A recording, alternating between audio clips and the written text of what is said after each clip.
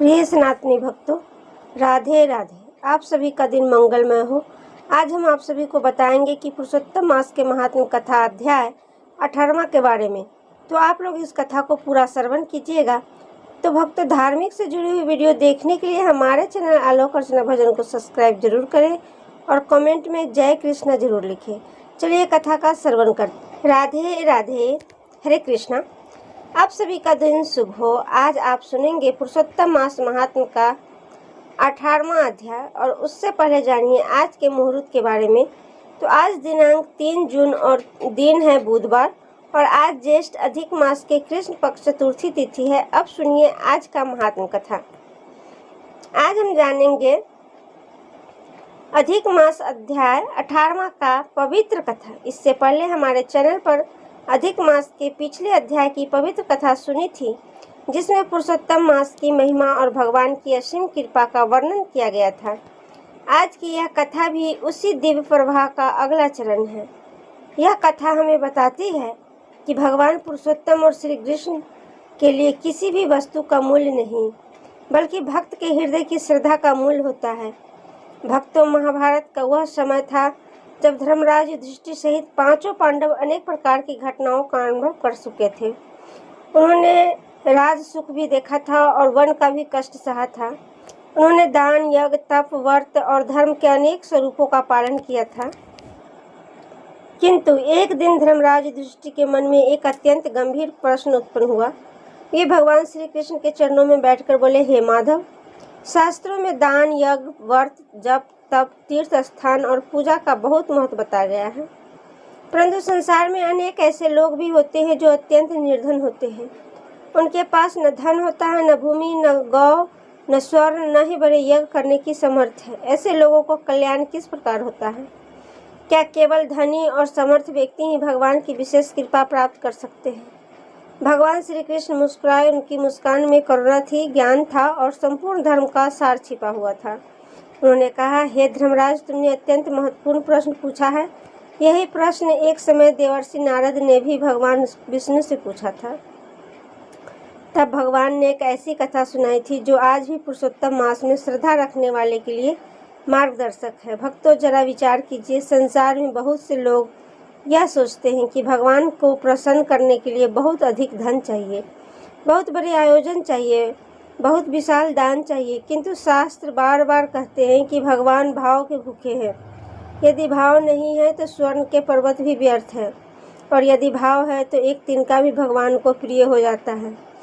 इसी सत्य को समझने के लिए श्री कृष्ण भगवान ने पांडवों को उस गरीब ब्राह्मण की कथा सुनानी आरंभ की। भगवान श्री कृष्ण बोले, बहुत समय पहले एक पवित्र नगर में एक ब्राह्मण रहता था। वह वेदों का ज्ञाता था, धर्म का पालन करने वाला था, किंतु अत्यंत निर्धन था। उनकी निर्धनता इतनी अधिक थी कि वह कई बार घर में एक समय का भोजन भी कठिनाई से बन पाता था। फटे हुए वस्त्र, टूटा हुआ घर, अल्प साधन, यही उसकी संपत्ति थी। किंतु एक वस्तु उसके पास बहुत प्रचुर मात्रा में थी, और वह थी भगवान विष्णु की प्रति अटूट भक्ति। वह प्रतिदिन प्रातः काल उठकर नदी में स्नान करता, तुलसी को जल अर्पित करता, हरि नाम का जप करता, गीता के श्लोक को स्मरण करता और जो कुछ भी उसे प्राप्त होता उसी में संतोष रखता।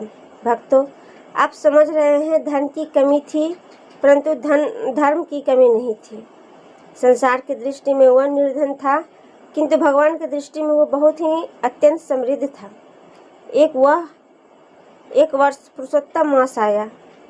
संपूर्ण नगर में उत्साह छा गया। लोग व्रत रखने लगे, दान देने लगे, मंदिरों में दीप जलाने लगे, हरि नाम कीर्तन होने लगा, ब्राह्मणों को भोजन कराया जाने लगा, गौ सेवा को और पितृतर्पण को कार्यक्रम होने लगे। उस निर्धन ब्राह्मण ने भी पुरुषोत्तम मास का व्रत करने का संकल्प किया, किंतु उसके मन में एक पीड़ा थी। वह सोचता, सभी लोग दान कर रहे हैं, कोई अन्न दे रहा है, कोई वस्त्र दे रहा है, कोई स्वर्ण दे रहा है, परंतु मेरे पास तो कुछ भी नहीं है। मैं भगवान को क्या अर्पित करूं? दिन बीतते गए, वह व्रत करता गया, नियमों का पालन करता रहा, हरि नाम जपता रहा, तुलसी की सेवा करता रहा, परंतु उसके मन की यह व्यथा समाप्त नहीं हुई। एक दिन पुरुषोत्तम मास की रात्रि में वह भगवान विष्णु के मंदिर पहुंचा।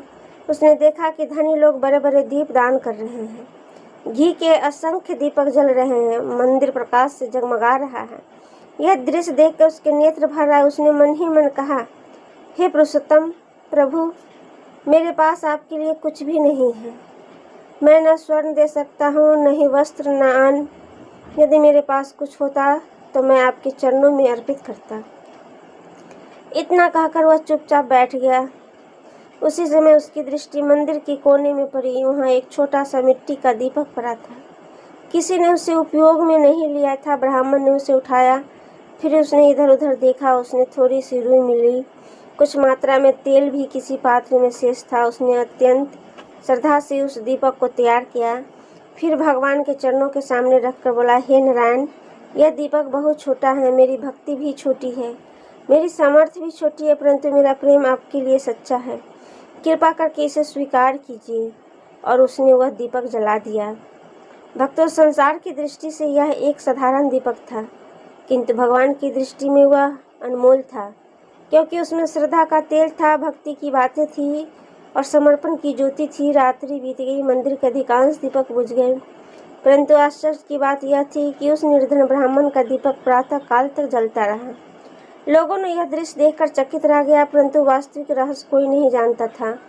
वास्तव में उस दीपक की रक्षा स्वयं भगवान के दूत कर रहे थे, क्योंकि वह दीपक केवल तेल से नहीं बल्कि निष्कपट भक्ति से जल रहा था।